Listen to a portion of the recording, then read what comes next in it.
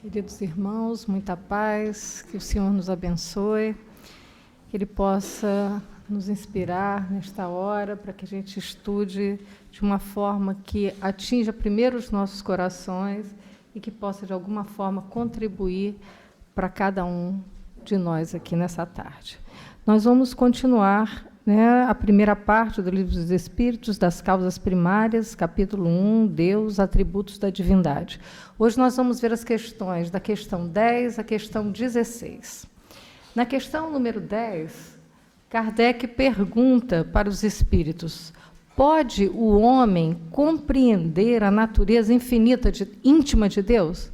Será que nós podemos compreender a natureza íntima de Deus? O que os espíritos respondem para Kardec? Não. Falta-lhes para isso o sentido.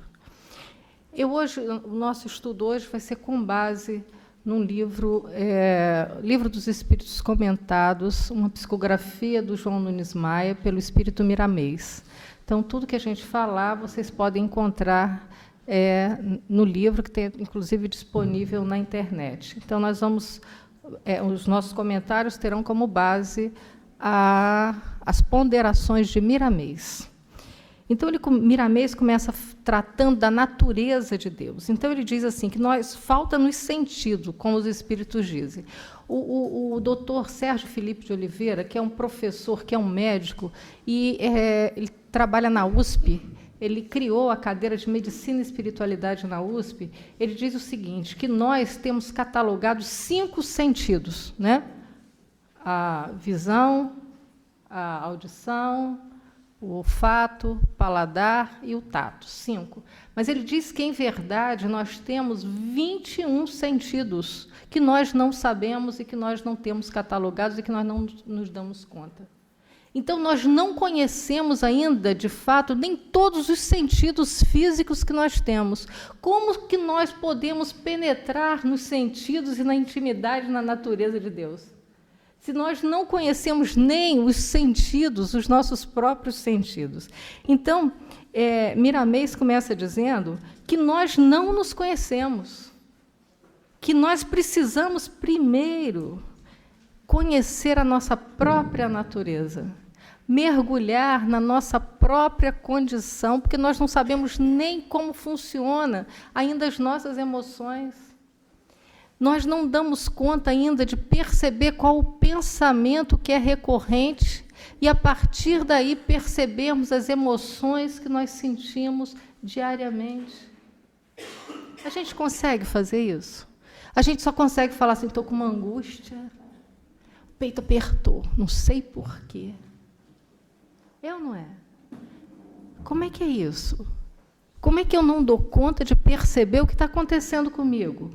Se a gente já sabe que toda emoção é resultado de quê? De um pensamento. Não existe emoção que venha do nada. É um pensamento que eu tive, uma recordação que eu tive, uma imagem que eu vi. A imagem que eu vejo me provoca uma emoção instantânea. Então, se nós não damos conta ainda de perceber a nossa natureza íntima, que imagem que me deixa feliz, que imagem que me angustia, que palavra que me traz bem-estar, o que eu ando pensando de forma recorrente e repetida, que emoção que me acomete diariamente, como é que nós vamos penetrar na natureza íntima de Deus?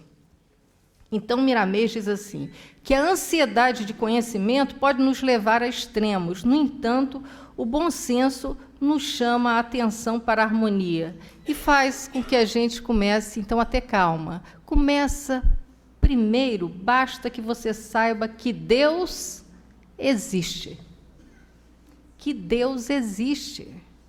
E Ele existe, e aprender algo mais sobre Ele, seus atributos, a gente deve ir buscando conhecer. Mas, na medida que nós vamos nos conhecendo, nós estamos nos aproximando do entendimento de Deus. E ele diz assim, a divindade em nós é o que já representa um grande avanço. Entendermos que nós somos feitos da substância de Deus. E que o Deus existe um Deus, não um Deus fora, mas um Deus em nós. E qual é a substância de Deus, gente? A substância de Deus é o amor. Hoje nós vamos falar de Deus em 6 questões. Hoje nós vamos falar do amor. E se nós somos resultado da substância de Deus, qual é a nossa substância? É o amor. Toda vez que eu fujo dessa substância, eu estou em desarmonia. Então, aqui Miramês continua dizendo, né? Falando, cada vício é uma porta fechada em direção às belezas imortais da alma. Cada hábito inconveniente é uma tranca ajustada à porta, impedindo a inspiração superior, que a inspiração superior chegue aos nossos corações. Então, à medida que a gente for penetrando na nossa intimidade, nós também estamos penetrando e avançando em direção do entendimento da natureza íntima de Deus. Questão número 11. Será dado um dia ao homem compreender o mistério da divindade? Será que um dia nós vamos conseguir o mistério da divindade? E o que os espíritos respondem? Quando não mais tiver o espírito obscurecido pela matéria, quando pela sua perfeição se houver aproximado de Deus, ele o verá e compreenderá. Então, o que impede que a gente entenda o mistério de Deus é o quê? A nossa materialidade, a nossa ligação à matéria. Jesus, o que Jesus disse para nós, deixou como lição? Ninguém chegará ao Pai se não for por mim. No Evangelho segundo o Espiritismo, no capítulo 11, que é amar ao próximo como a si mesmo, nós temos uma mensagem que diz assim, o resumo, a síntese do Evangelho de Jesus é o amor. A síntese do Evangelho de Jesus é o amor. Ninguém poderá chegar ao Pai se não for por mim. Ninguém poderá chegar ao Pai se não for através do meu Evangelho, que é amor. E qual é a proposta desse Evangelho de amor? Primeiro, amar a Deus sobre todas as coisas. Mesmo sem conhecer ainda e sem penetrar a natureza íntima. Basta saber que Ele existe e amar a Deus sobre todas as coisas. E ao próximo, como a mim mesmo. Então, toda a síntese do Evangelho é o amor a Deus, o alto amor, e aí sim o amor ao próximo. Né? Então, quando nós nos libertarmos da matéria e nós vivermos de verdade o Evangelho de Jesus, que é a síntese do amor, nós então iremos compreender. Nós haveremos de ser espíritos crísticos, assim como Cristo, que conseguiu daquela massa incandescente, saída do Sol, transformar e fazer a arquitetura do nosso planeta, e depois de construir a arquitetura, toda a construção de árvores, de rios, de mares, construir a nossa arquitetura, a arquitetura humana, como cooperador de Deus na construção dos planetas. Sabe quantas bilhões de galáxias existem? 100 bilhões, dizem os físicos modernos. Cada 100 bilhões de galáxias tem 100 bilhões de sóis, igual ao nosso Sol. Se cada 100 bilhões de sóis tiverem 9 planetas, como é o nosso, eu já não sei fazer mais conta.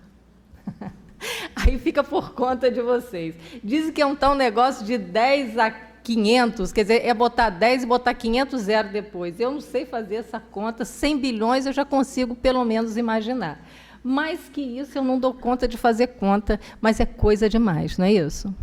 Então, quando a gente começa a entender essa criação do universo, 100 bilhões de galáxias, cada 100 bilhões de galáxias com 100 bilhões de sóis, é muita coisa. É preciso um princípio inteligente, criador, que é eterno, que não tem princípio nem terá fim, para conseguir fazer. Porque se a gente olhar, né, uma foto do céu, mesmo quando a gente está na praia, lá em Gruçaí, aquela maravilha, que a gente olha para o céu no verão à noite, são de estrelinhas, né? Tem uma que pisca para a gente, não tem isso? Aquela estrelinha, toda vez que eu vejo, ela pisca para mim. Aí tem gente que fala assim, é um amigo espiritual. Quer dizer, a gente começa a olhar para o céu e a gente fica na ilusão, imaginando muitas coisas. São planetas, são estrelas, que já não estão mais nem ali, já passaram. A gente está tendo a ilusão de que está vendo ali. Então, nós não conseguimos ainda nem compreender, né, esse universo real e material, quanto mais abstrairmos e entendermos o mistério da divindade. Então, Kardec diz assim: a inferioridade das faculdades do homem não lhe permite compreender a natureza íntima de Deus. Na infância da humanidade, o homem o confunde muitas vezes com a criatura. Então, era aquele Deus antropomórfico, Deus tinha forma, né? Então, quando se falava em Deus, a gente imaginava Deus, né, sentado numa cadeira, aquele Deus com aquela cabeleira branca, de barba, e esperando o momento de nos julgar. Isso é um olhar ainda muito ligado à matéria, um olhar infantil de Deus. Então, Kardec diz assim: na infância da humanidade, o homem o confunde muitas vezes com a criatura, cujas imperfeições lhe atribui, mas à medida que nele se desenvolve o senso moral, seu pensamento penetra melhor o âmago das coisas. Então, ele faz a ideia justa da divindade, ainda que sempre incompleta, mas conforme a sã razão. E Miramês também diz assim: bom, Deus existe, e ele diz que é muito justo que a gente fale assim, né? Vá com Deus. Não é isso? A gente não usa isso? Meu Deus, me ajuda. Aí a gente fala: Senhor, por que eu? Também a gente não fala isso? E a gente ainda fala assim: meu Deus, não mereço. Então, Miramês começa dizendo que a gente falar, meu Deus, vá com Deus, isso é sinal de que nós estamos conectados com a divindade. Mas ele diz assim: queridos, Deus é... Isso aí também, né, os espíritos falam, Deus é imutável. Se ele é imutável, Deus não fica triste com você, Deus não fica zangado com você, Deus não fica bravo com você, porque isso é da sua condição humana, isso é da sua forma ainda, na infância do entendimento de olhar Deus. A Sueli Caldas Schubert, ela esteve aqui no seminário, né, acho que semana passada, ela falando isso, né, de que Deus não fica triste com a gente, Deus não fica com raiva da gente, porque Deus é imutável. Mas a gente ainda acha que Deus pode fazer a nossa parte, que Deus fica zangado, que Deus fica triste com a gente. Na verdade, o Deus, ele criou as leis, por ele ser imutável, né? Então as leis são imutáveis. E aonde que está escrita a lei de Deus? Na nossa consciência, questão 621 do Livro dos Espíritos. Então, não é Deus que fica triste ou fica alegre, porque senão ele seria mutável. Deus teria um humor variável, né? Tem gente que acha que Deus é bipolar. De manhã fiz coisa boa, Deus está alegre comigo. Fiz coisa boa, Deus está feliz. Eu estou de bem com Deus, hoje vai dar tudo certo. Aí, de tarde, dá uma resvalada, Deus está, né? Deus está pesando a mão na minha cabeça. Que eu já falei para vocês que a única vez que eu vi alguém orar pelo adversário, já falei para vocês, não já?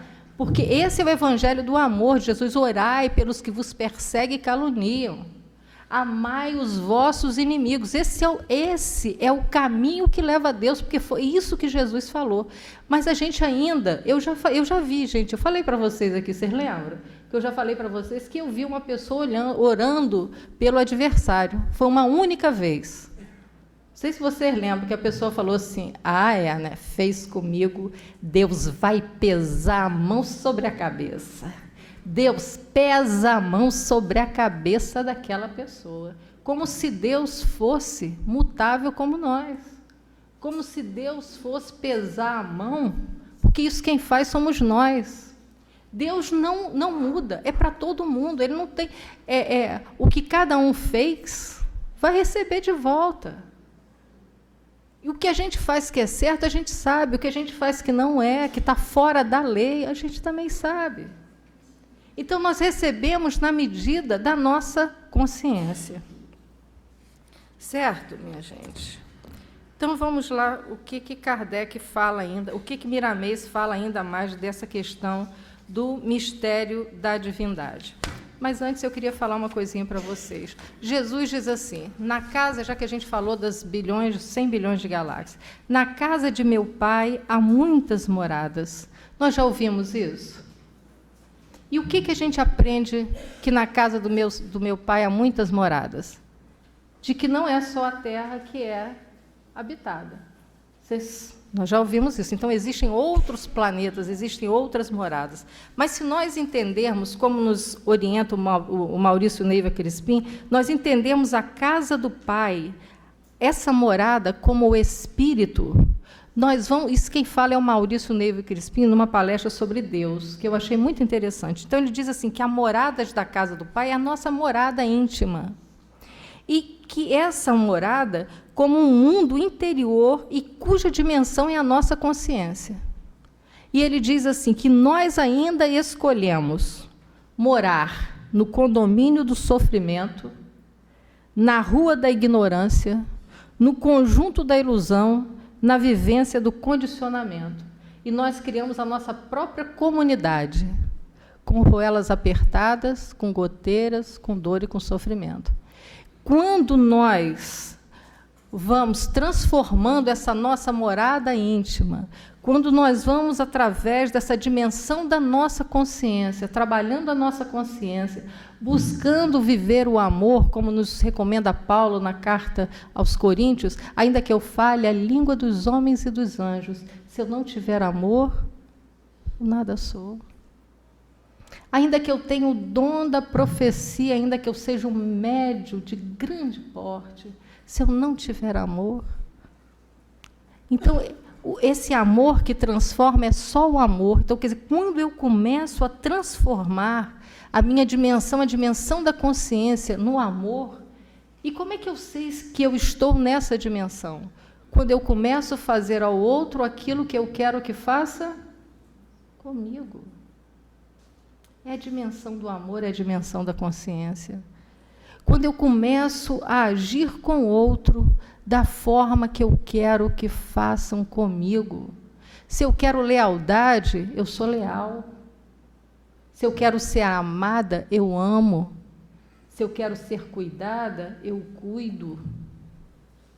Então, nessa dimensão da consciência, nós vamos alterando essa nossa morada. Então, nós vamos saindo do condomínio do sofrimento, da rua da ignorância e do conjunto da ilusão e da vivência desses condicionamentos, desses hábitos que nós trazemos ainda de muitas e muitas reencarnações. E aqui Miramês fala, o amor é qual o sol que se divide em variadas virtudes. Ele fala que nós precisamos buscar a oportunidade de nos conhecermos para nos deliciarmos com os nossos tesouros íntimos. E ele ainda fala assim, que Deus nos abençoe na jornada infinita de acordar para a luz. Jornada infinita de acordar para a luz. Na questão número 12, Kardec pergunta, embora não possamos compreender a natureza íntima de Deus, podemos formar ideia de alguma de suas perfeições? Aí os espíritos respondem, de algumas perfeições, sim. O homem as compreende melhor à proporção que se eleva acima da matéria. À medida que a gente vai saindo, né, dessa materialidade, ele fala assim, a elevação moral faz com que nós tenhamos pensamentos mais puros, capazes de perceber os mistérios antes escondidos pela nossa capacidade humana. Então, é mais ou menos um ciclo assim, pensamento puro, pensamento de amor, elevação espiritual. Elevação espiritual, automaticamente, nós vamos tendo pensamentos mais puros, pensamentos mais elevados. Então, esse ciclo que vai nos conduzindo na direção de Deus, a retomada da unidade, a retomada da casa do Pai. E Miramês ainda diz que, quando falamos que não podemos conhecer a natureza íntima de Deus, não quer dizer que estamos distante de Deus. Ele está em nós, Deus está em nós, vibrando com todas as suas perfeições, e Deus está fora de nós, nos iluminando com todas as suas qualidades superiores. Então, é um Deus que está dentro, mas é um Deus que está fora. O Deus que está dentro é através das suas leis que estão no campo da nossa consciência. Então, nós vamos agora para a questão 12, né? Então, ele fala dos atributos da divindade. Quais são os atributos? Questão número 13 agora. Quando dizemos que Deus, olha os atributos da divindade, quando dizemos que Deus é eterno, Deus é infinito, Deus é imutável, Deus é imaterial, Deus é único, Deus é onipotente, Deus é soberanamente justo e bom. Por que Deus é eterno? Deus é eterno porque, se ele não fosse eterno, ele teria tido um princípio e teria um fim. Deus é imutável, como a gente falou. Se ele fosse mutável, ele estaria sujeito a mudanças. E as leis que regem o universo não seriam estáveis. Então, a gente não teria as estações do ano, né? Nós não seríamos da forma que nós somos. Se Deus fosse, se ele mudasse, em cada período é igual a gente. Num período a gente está igual a moda, né? Se Deus fosse mutável, no verão usa laranja, no inverno, cinza e verde. Então, vão mudando. Deus não é assim. As estações do ano, se elas estão sendo alteradas, é por ação humana. Por nossa ação, porque ela foi criada, se seguisse o ciclo da natureza, seria tudo perfeito. Então, Deus não tem esse senso de humor que a gente imagina. Deus não é mutável. Deus, as suas leis regem todo o universo. Deus é imaterial, porque se ele fosse material, ele também estaria sujeito a transformações. Deus é único. Vocês já imaginaram vários deuses? Né? E, antigamente se acreditava. Um Deus quer seguir um caminho, o outro Deus quer seguir o outro, por isso que tinha a guerra dos deuses. Isso existe aí nos filmes. Então, um Deus ia querer que dava uma direção, o outro Deus outra direção. Então, Deus, ele é único para que as suas leis sejam únicas também. Deus é onipotente. Ele o é porque é único. E se não dispusesse do soberano poder, algo haveria mais poderoso do que Deus. E Deus é soberanamente justo e bom. A sabedoria providencial das leis divinas se revela assim nas pequeninas coisas como nas maiores. E essa sabedoria não permite se duvide nem da justiça nem da bondade de Deus. Então, queridos, o Espiritismo traz para a gente essa justiça, essa bondade de Deus, de uma forma assim, que nos permite entender por que das diferenças. Né? Porque se a gente não entende a reencarnação, se a gente não tem essa informação da reencarnação, a gente não consegue entender a justiça de Deus. Porque uns nascem, né, num lar todo ajustado e perfeito e outros não? Porque nós tivemos uma encarnação passada, abusamos, não respeitamos, não valorizamos o nosso corpo físico, então a gente vem em condição de resgatar isso aí. Eu ouvi uma palestra há pouco tempo, uma pessoa que faz terapia de vidas passadas. E eu achei muito interessante, porque ela disse que, quando ela fazia as terapias, as pessoas se viam desencarnadas. Eu não sei se eu já falei isso aqui para vocês. E ela dizia que as pessoas, elas falavam assim, neste momento eu morri. E um deles foi numa situação assim, de guerra. E ele foi resgatado por um grupo de espíritos, e ela disse que ele falava, na regressão, que os espíritos perguntavam assim, olha, você não precisa voltar. Mas ele falava, eu quero.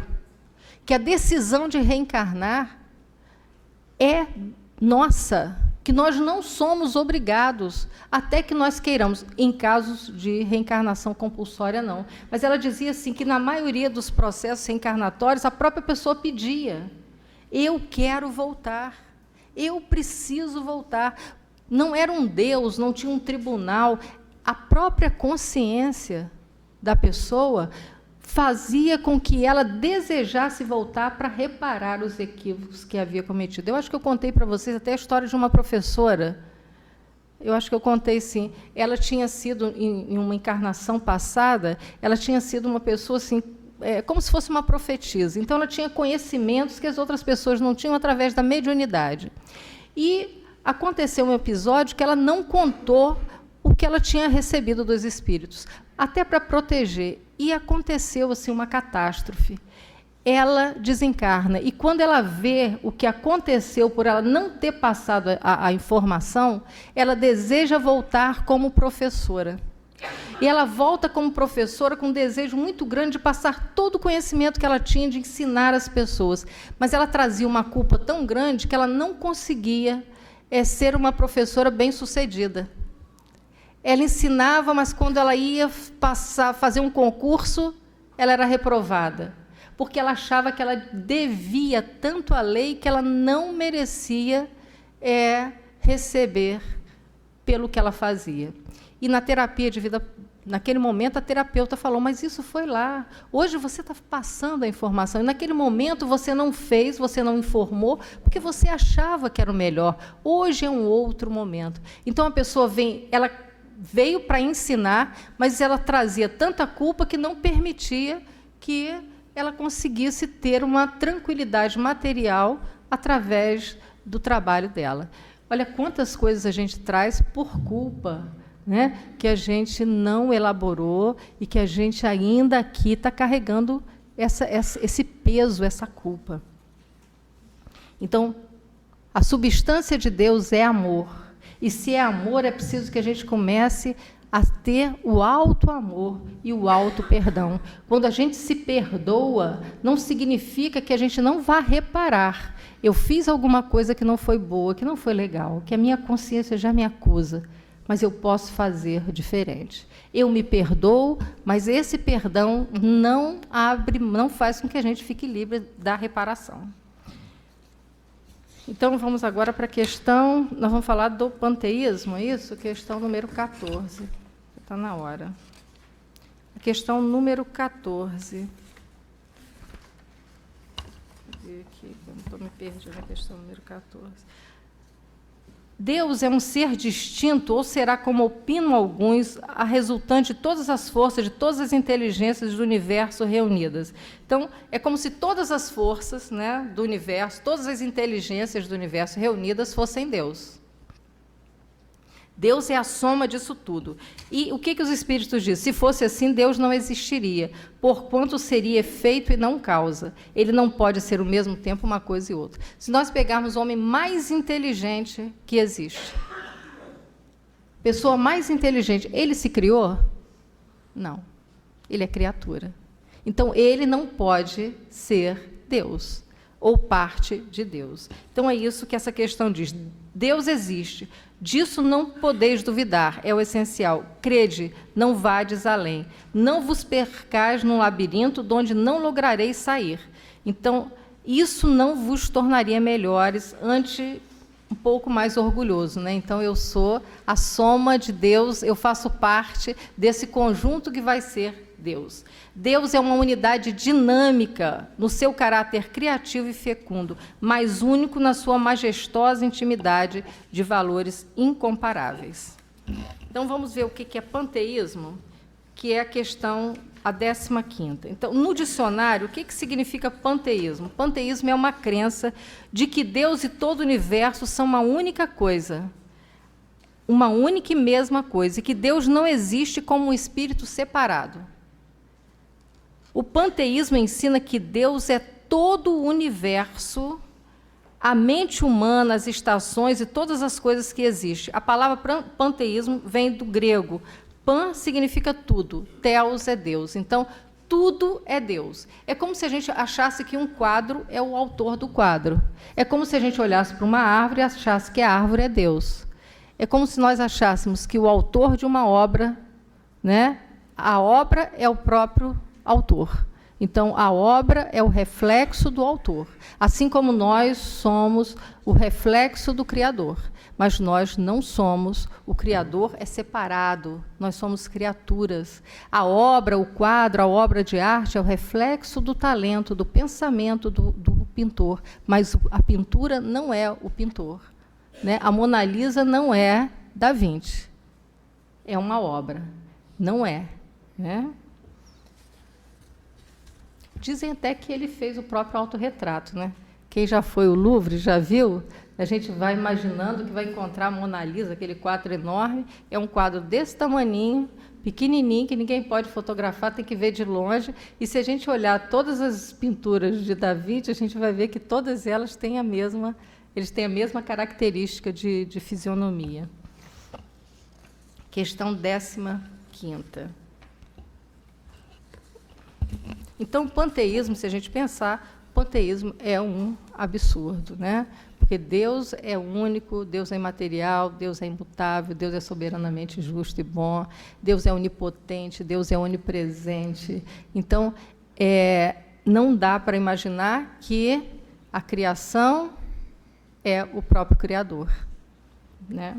E aí a gente começa a pensar nisso aí, como Deus como Pai. Então, quando a gente começa a achar que todas as coisas são parte, a gente está abrindo mão da filiação de Deus. Nós somos filhos de Deus. Nós somos criaturas de Deus. E nessa conexão com Deus, quando a gente acorda e a gente olha a natureza, que a gente olha uma árvore, que a gente olha uma flor, a gente fala, meu Deus, não é a primeira coisa que a gente fala? É como se intimamente a gente já dissesse, o Criador é extraordinário. Não tem como, hoje à tarde, né, eu estava indo, meu filho estava indo para o Rio, nós estávamos assim no portão despedindo, e passou assim uma revoada que fala, pássaros, né, em V, mas uma quantidade, todos que estávamos, que lindo, meu Deus, eram umas 5 pessoas, na mesma hora a gente falou, meu Deus, porque naquela beleza, naquela perfeição em que um ia à frente, né? Os pássaros, eles voam em V, um vai na frente, depois eles vão permutando para o que está na frente não ficar cansado. Meu Deus, isso é coisa de Deus. Tão perfeito que só pode ser coisa de Deus. Quando a gente olha, né, na natureza, a flor, e a gente vê que vai dali aquele botão e aquilo abre, e a gente vê que na própria natureza existem medicamentos que curam o nosso corpo e que a gente não dá conta, o que a gente logo pensa? Meu Deus, é uma inteligência, é um amor tão grande que cuida o tempo todo, que só pode vir de Deus. Então, quando a gente contempla, né, as coisas e a gente consegue dizer, meu Deus, é porque nós estamos conectados com o Criador e nós temos a convicção desse Deus que é amor, desse Deus que cria incessantemente e que conta conosco para continuar nesse processo de criação. É único, é imutável, é feito de uma substância que é puro amor. E nesse olhar do meu Deus, quando a gente contempla o belo, é que a gente vai fazendo conexões íntimas e desejando viver esse belo, transformando aquilo que ainda é um hábito que não é bom, num hábito que é bom. É buscando no Evangelho de Jesus, que é o resumo do amor, que diz que eu sou o caminho, a verdade e a vida. Ninguém chegará ao Pai se não for por mim. Que a gente busca essa beleza, essa conexão, que é a conexão com o amor. Eu costumo fazer meditação, as pessoas costumam fazer, né? Respirar, inspira, enche o abdômen, conta até 4, solta o ar, libera o ar, contando até 4. Nesse movimento de esvaziar o pensamento, isso é meditar. A gente cessa o pensamento discursivo. E, nesse momento, a gente faz a conexão com o que há de divino, com a lei, e a gente cessa o nosso pensamento. Eu costumo fazer uma meditação, eu faço assim, eu inspiro amor. E, quando eu solto o ar, eu solto amor. Esse amor que, quando eu inspiro, entra gelado, ele sai quentinho, porque ele passou pela minha emoção, pelo meu desejo de inundar não só meu corpo, mas todo o universo que está ao meu redor de amor. Então, eu vou fazer uma proposta para vocês hoje, já que nós falamos de Deus, que a gente possa ficar confortável na cadeira, soltar o braço, ver se tem ponto de tensão, vamos ficar relaxados, um momento zen. E nós vamos fazer o seguinte, nós vamos fazer uma respiração pelo nariz, nós vamos colocar o ar pelo nariz. Não precisa fazer muito barulho, não é que ela é só... E quando a gente inspirar, nós vamos pensar amor. E depois nós vamos soltar o ar. Quando soltar o ar, nós vamos pensar amor. Dá para fazer, gente? Hein? Então, vamos inspirar pelo nariz, inspirando amor. Esse amor que vai entrando, e agora nós vamos soltar o ar pela boca. E quando nós soltarmos o ar, nós vamos soltar amor. esse amor que nós liberamos, ele vai envolver todo o nosso corpo, todo esse ambiente, nos preparando para o passe.